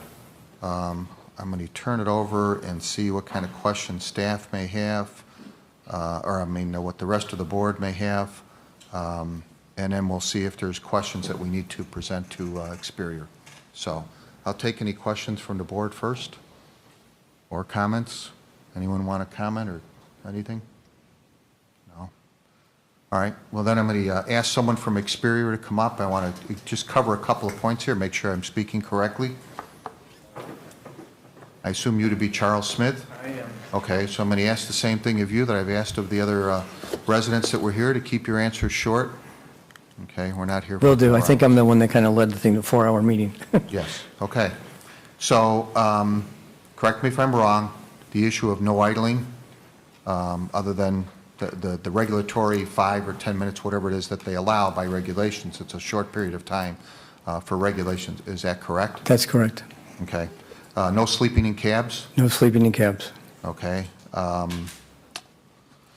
This is a contractual facility, so people using the facility, parking their trucks there are under a contract. Correct. With Experior. Experior has some of their own, and they have partner carriers that will have lease agreements that will fall into the requirements of the Schaumburg and the agreement with you, as well as their own. Okay. There was a comment made about using 12-inch curbs, I think on the west side. There was a comment as to a concern about a truck backing up and possibly jumping the curb. We're looking at the best way to handle that. If it's a 12-inch curb, we'll put it in. Okay. Hazmat materials? According to Experior, nobody is allowed to be on site with hazmat materials. There will be checking, and it will be also part of the lease requirement that the partner carriers have. Okay. And then, do you know if Experior is going to establish some like hotline, I'll call it? Or, you know, that came up, this is the first time we heard of it, and I'm sure Tom and Experior will work something out to cooperate with both the village as well as a hotline for them. Okay. Village of Schaumburg has one for the airport, a specific phone number you can call if there's an issue with an airport, if you get someone with a pilot or that's causing trouble or something like that, flying circling houses, we've had that. There is a specific number for that, but there is also the Schaumburg PD to call. Okay, that's something that I think staff should have further conversation on, is developing a line where residents could call about that. The fuel tanks, potential leakage, am I correct in stating that there is monitoring? I thought that's when I read through all this material. Yes, there's IEPA, federal IEPA, requirements with regards to petroleum storage tanks. They're monitored. I used to work a long time ago before I started an architectural firm for Marathon Oil, and I've done service stations around the area, so there is required monitoring. Okay. And the fuel tanks are, my understanding, are going to carry biodiesel and not regular diesel? It'll be biodiesel for the semis, and they'll be for the domestic traffic, for the domestic fueling station, it'll be just regular gasoline. Okay. Thefts. How has Experior handled potential thefts? Being a gated area, I assume it's going to be a little tougher to get somebody, you can walk in there certainly, but with the fence around there, an 8-foot tall fence and that, they'd have to more of a difficult time, but how have they handled any thefts in any other locations? Well, I think what we presented at the zoning board, I know we presented at the zoning board that there'll be electronic surveillance cameras around the site, on the buildings, on the maintenance building, the office building, the warehouse, as well as located within the truck parking area. There's numerous light poles. Obviously, that keeps the facility lit, and so we'll have cameras on that as well. Okay. I think that was the main questions that I came across. I'd like to think that I caught them all, but that's all. Anyone else have any questions for Experior? Yes, Trustee Bischke? So I just had a question. There was a comment earlier that all of the traffic is going to be going in and out of the entrance off of Rodenberg, where the south entrance. But there are going to be multiple cuts on Irving Park Road. My understanding is that those cuts off Irving Park Road will also be for entry onto the property near the fueling station, and I think just past the fueling station as well. Will those also be for trucks to be able to go in directly off of Irving Park, or will they have to go down Rodenberg? There's 2 curb cuts on Irving Park, one kind of in the middle. That's full access. That's a full access, and then the other one is... The other one is only basically for right turnout for the fueling station, and then any trucks that are using a scale and stuff. But trucks will be able to enter in directly off of Irving Park? Yes, as they're going both east and westbound, they can turn north, west, southwest, or whatever, and then kind of work through the site and get into the truck parking lot or be serviced at the warehouse. Thank you. Anyone else? Trustee Kozak? On your overnight parking, what if it's a refrigerated truck? Are they going to be able to run the refrigeration overnight? Tom, I don't think we take refrigerated trucks, no? No. No? Okay, thank you. Tom? Oh, I'm sorry, trustee Sullivan. Mr. Smith, you're the architect. Landscaping around the site, trees, bushes, the whole shot, all, even on the south along the Yes. railroad tracks? There's been extensive discussion with Martha and our landscape architect for the last several months, working diligently in providing the BMP landscaping as well as ornamental landscaping around the site. So part of that, my understanding is, so there's a 50-foot buffer on the west and even on the south from the Metro Street, or I'm sorry, from the parking lot to the railroad line. It's also 50-foot. So to be clear, which was mentioned in the prior discussion at zoning board, any unhealthy or dying trees are going to be removed on the west line. Correct. So if they're out there and they're already dead, they're dying, they're going to be removed. However, they'll be replaced with a planting of up to 640 new trees and 2,400 new bushes and shrubs that will be planted on, in particular on the west side. There is a tree to be planted every 20 feet and at least one tree to be planted every 20 feet, and one scrub or bush every 6 feet. So, and that will be planted between the fence and the west neighbor's property line. Right. One of the variances that we requested was to move the fence closer to the parking lot. Typically, your ordinance requires a fence 6 inches to a foot off the adjacent property. We wanted the neighbors to the west to be able to experience all the existing landscaping as well as the new landscaping within that 50-foot or 45-foot buffer that we're using. We have to kind of take some of the trees out for drainage. Okay. And that's probably a good point, so we'll cover that one too. Drainage will be handled. Storm drainage is all got to be approved by MWRD. Are you aware, have they approved that yet? We're in the process. We got their first set of review comments back, Quentin, last week? Monday. So we're in the process of responding to their comments and picking up additional village comments from your engineer and from Siebel. Okay. So any drainage or even dealing with the wetlands itself is being addressed by the Illinois EPA and I assume the federal EPA. MWRD is dealing with drainage as well as the remaining, like the mitigation of the wetlands. Mm-hmm. The IEPA would be dealing with extending of sanitary and water mains. Okay. Now, there's supposed to be two, had it here, notes here somewhere, two underground tanks. I'm calling them tanks or... Oh, it's storm trap. There's basically a open air detention pond that is immediately adjacent to the truck parking lot, and that takes care of that drainage. There is, if you know that there's an existing pond that we're configuring, which is depressional storage, which has predominantly mostly wetlands, that we're leaving as intact as possible, except for some balancing and reshaping of the shorelines, and as well as some additional depressional storage to be able to meet the requirements for detention. There are two storm trap underground detention areas, one in the behind the office and maintenance building, office and warehouse, and then one in the shared parking lot with the church and Experior. Okay. And the Illinois Department of Natural Resources and the Illinois Fish and Game Wildlife have both been to the site and indicated there's no indigenous species or critical habitat involved in this site. Correct.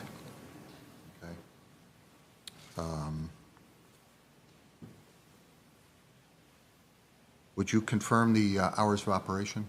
Hours of operation, as we stated before, is that the office and warehouse operate from about 6 to 6. There may be some stragglers in the office building.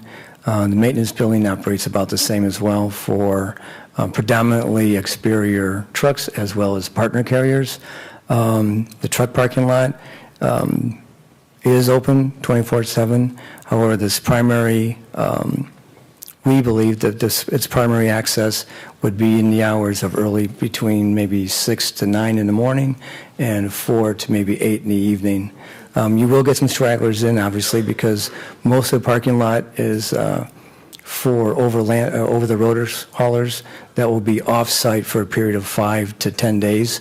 There is a handful of trucks that are about 100 to 150 that would be local carriers. They'll leave in the morning, do the route, and then come back in the evening. And my understanding is you've entered, Experior, not you, Yes, Experior has entered into an agreement with the church Yes. and this is no charge to the church. They're going to upgrade the parking and have a shared parking with the church on the west side of Rodenberg Road, because right now they're pretty much parking on the, I believe it's gravel on the east side. Yes. So you're going to have a shared parking with them. Yes. So they'll have that available to them.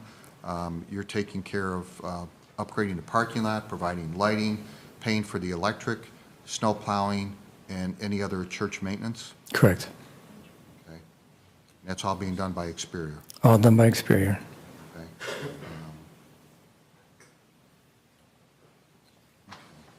I think that's about all I have in topics I wanted to cover.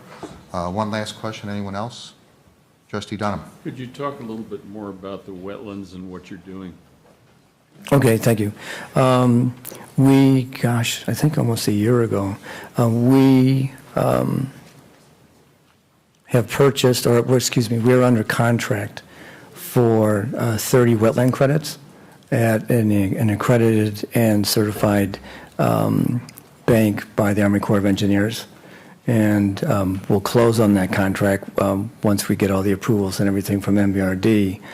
What the thought was is that when we begin to work on the site, is that whatever wetlands that we can keep, we would look to enhance those, which is obviously part of the requirement that we're working with through your village, which would be taking out invasive species and planting new material and whatnot. So I think there's 13, is there 19? We ended up buying 30 wetland credits, 30 acres. There's about 19 acres of wetland there. I think by the time we're done, we'll be saving or keeping on site about 6 to 7, I think, of wetlands that we'll be enhancing, plus the BMPs that we're doing. Thank you. Tom, one other question. Yes. This might be more for staff. You indicated that the village, that we purchased that property 18 years ago.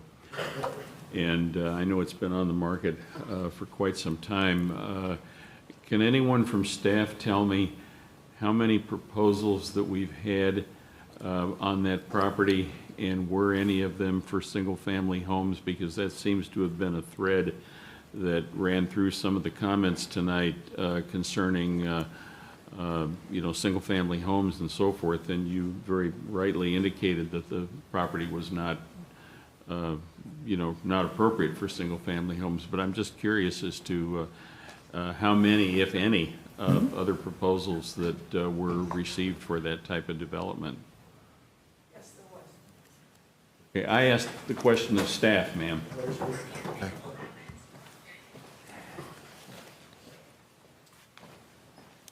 Matt Frank, Director of Economic Development.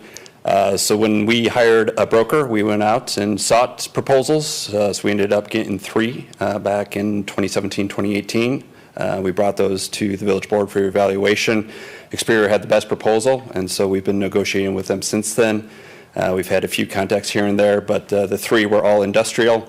Obviously, as was mentioned previously by the mayor, the comp plan calls this to be industrial manufacturing type of facility. So that's what the market bore. So there were no nibbles concerning single-family homes? We have not been approached by residential developers for this property, no. Thank you, Matt. Yep. Okay, just actually a couple more questions, and then anyone else on the board here want to come back with any more? No, and then I have 2 more. So there is a truck scale that will be there? Yes.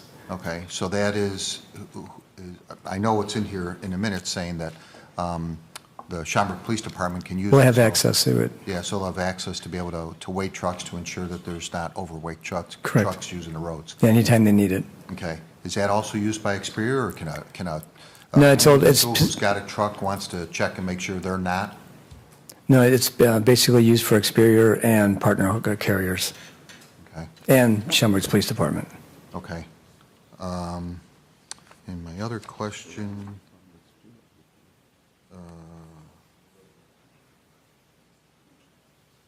lighting. My understanding is the lighting at the west side of the parking lot in particular will be shielded so that it will help direct the light down and not allow the light to reflect out. Typical shielding from lights, obviously, just Right. Correct. 60 degrees. This will in effect provide some downward lighting and not provide out beyond the parking lot. That is correct. I have nothing further. Trustee Madej.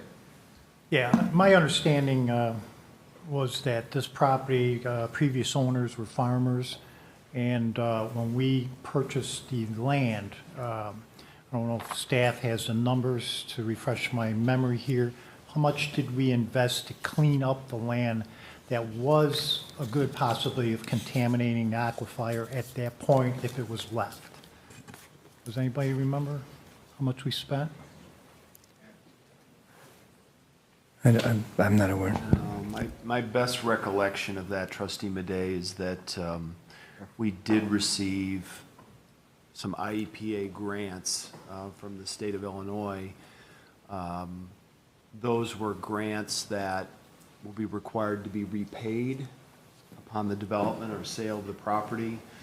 I want to say it was about $635,000, but that's just a guess. And again, all that work was done at the time to essentially prepare the site for development at some point in the future. But it was contamination. Yeah, there was, again, it wasn't what I would consider to be hazardous materials, but it was more farm-related uses, oils and other things that had accumulated there over the years as a result of the farming activity that took place. So we actually cleaned the property up. We did, and we got a notice of no further remediation from the IEPA, and so all that met with their approval. Thank you. I can confirm the number in the grant and get back to you just to make sure I'm giving you the right information. Okay, any further questions from the board? No? Thank you. Thank you very much. Okay. So what we have before us is a couple of items. The first one goes back to the meeting we actually started with before the full board meeting, and that was the annexation agreement. So that has to do with 116 Long Avenue, and it's just whether or not, again, just whether or not to approve the annexation into the village of Schaumburg. And so unless there's any questions or comments on that one, I'm looking for a motion to approve that. So moved. So could I help with that if you, go ahead. Yeah.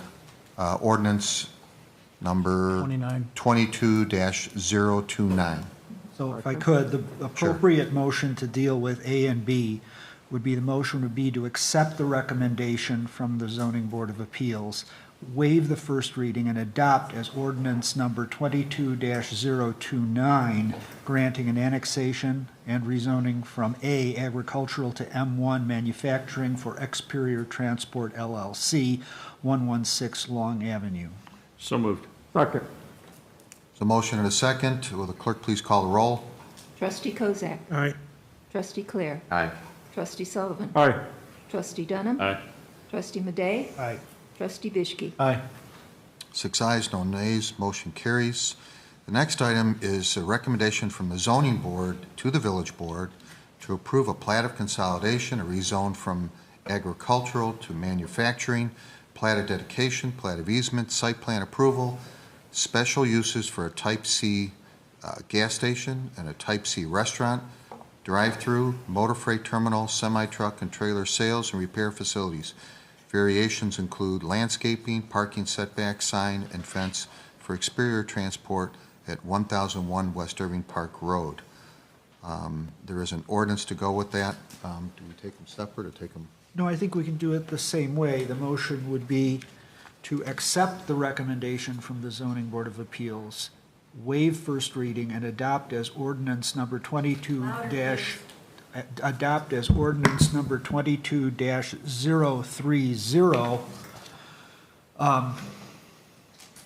approving a plat of consolidation, a rezoning from A agricultural to M1 manufacturing, approving plat of dedication, plat of easements, site plan approval, special use approval for type C gas station, type C restaurant, drive-through, motor freight terminal, semi-truck and trailer sales and repair facility, and variations for landscape, parking setback, sign and fence for Experior Transport LLC, 1001 West Irving Park Road. So move. The motion, the second. Trustee Madej? Will the clerk please call the roll? Trustee Kozak. Aye. Trustee Clare. Aye. Trustee Sullivan. Aye. Trustee Dunham. Aye. Trustee Madej. Aye. Trustee Bishki. Aye. 6 ayes, no nays, motion carries. So. Okay. Next item is comments from the audience. We'll take anyone who wants to step up and express any comments from the audience.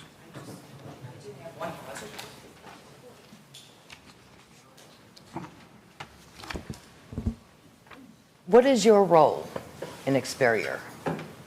You that came up here and talked. Charles Smith, he's Charles. the architect. Okay, you're the architect. Why are you answering security reasons and everything else for Experior? Okay, you know what, we've already heard that, so. Okay. I Somebody think should ask them about their violations. You should all be worried. We understand. There's for other violations. trucking facilities in the village of Schaumburg that we can also investigate for their trucking violations at this time, too. So. Deal with the devil. So, all right, any comments that are not pertinent towards Experior, we'll be glad to listen to.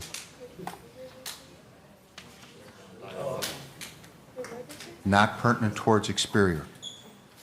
Bobby? Paying No. us for our values. Yeah. Okay. We're done with the Experior conversation. If you have something else, by all means. What are you guys gaining from this? Because nobody in the community wants this, so what is You the sold gain? us What are out. you gaining? Okay. Why are you doing this? Like, are you guys actually gaining something personally from this? Because Oh, please, ma'am, please. Nobody's gaining anything from this. Exactly. All right, Yeah, nobody wants this. Literally nobody. okay. Even the boys use it. If you have something pertinent towards the village of Schaumburg that has nothing to do with Experior, please come forward. You don't want to hear it. So, Mr. President, I think we need a recess. I would just like to know what you're going to do for us for our property values. we're not here to discuss that. We're here to. Well, but you, project and or that's it's it. not So, about Experior, it's about, we will lose property value. So, I mean, is there something going to be done for the people that are close by? Residents? For the residents? Yeah, what about the residents? I mean, you have to do something, you're going to, I mean, obviously, they don't care about us, but I would like to know about our property value. Tell us. We've already discussed this item. There's been zoning board, 4 hours of zoning board hearings. We've had almost 2 hours here. Nothing was ever addressed about our We're property done. value. Talking about it. We're done. I understand. So, But didn't you ask me if I had a question to come forward? we have a motion for a recess. Second. Motion and a second for a recess. All those in favor? Aye. And motion carried. Get out.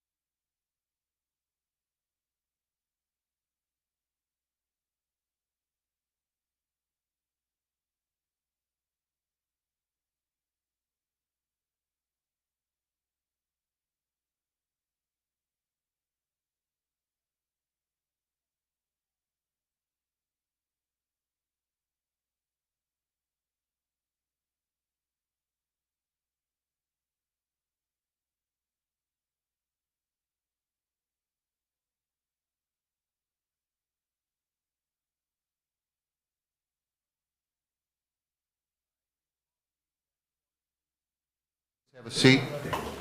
Yeah, Chief said. I'll give you.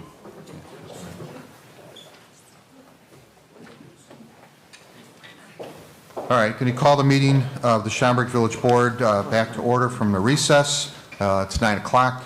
Will the clerk please call the roll? Trustee Kozak. Still here. Trustee Clare. I'm here. Trustee Sullivan. Present. Trustee Dunham. Yep. Trustee Madey. Present. Trustee Bishki. Present. President Daley. Present, all present and accounted for. Next item we have is council report. Anything for this evening? We have nothing. Good. President's report. There is a recommendation to appoint Mr. Bruce Weber to the Septemberfest Committee. What do I need to mention about him, other than He's a fine. his name? His name is So moved. Second. Third. All right. There's a motion and a second to approve the appointment of Mr. Bruce Weber to the Septemberfest Committee. All those in favor? Aye. Opposed? Motion carries. Thank you very much. Next item, and I may have another one in May, by the way. We've had a couple of people resign from there. A couple other items. I just want to make mention of, let's see, this is Public Works. Mike Hall. Are you here, Mike? Mike's on vacation, but Mike? Dan's here. Oh, okay. All right.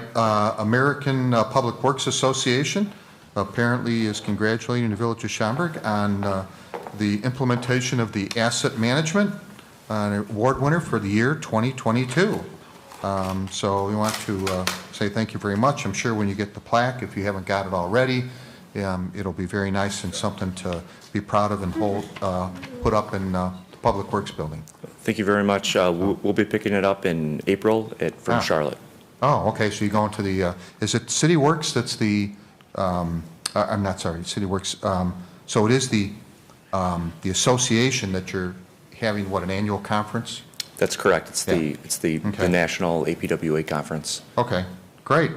All right. Well, congratulations. All right. Please pass that on. Well, thank you very much. All right. I have another one this one's for Paula. It's a great picture. I got this one out of LinkedIn. I know where you are. Where are you, Paula? There you are in the back. Look at that great picture of Paula. This is from Next Level Northwest. Paula, of course, is Assistant Village Manager here. And she was, involved in Certificate of Leadership following the retirement of Ray Rummel. So she's newly elected Board President of Next Level Northwest. Congratulations.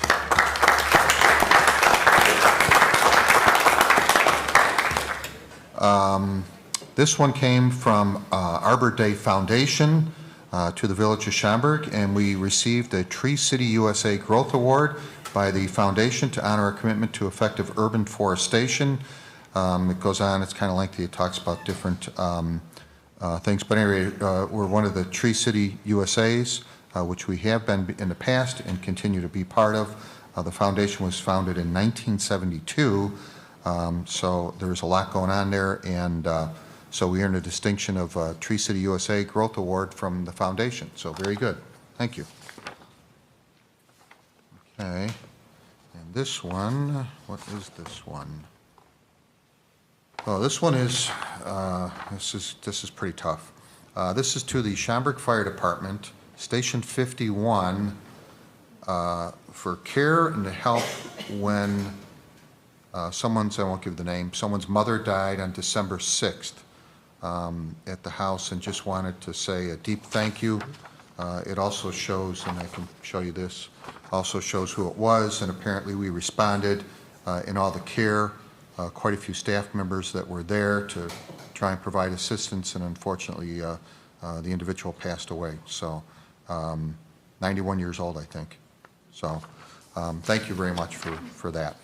Then I got one here from, let's see, Debbie and Mike Laughman, Loughman, and this was regarding Schaumburg employees that went above and beyond. They came out to check a potential blockage, and apparently they had called Roto-Rooter and then realized they should call the village first to check and see what's going on, and the village was able to come out, take care of it, fix the issue in 30 minutes, and they claim they saved thousands of dollars. So But either way, very good, and doesn't give a direct indication of when, but I get the impression it wasn't great weather. So thank you very much for doing that. That's all I have. Manager's report? I have no report.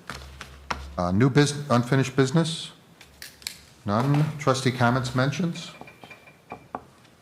Makes up for all our short ones, by the way. Look for a motion to adjourn. Motion to adjourn. Second. There's a motion by trustee Dunham, second by trustee Sullivan. To adjourn, all those in favor? Aye.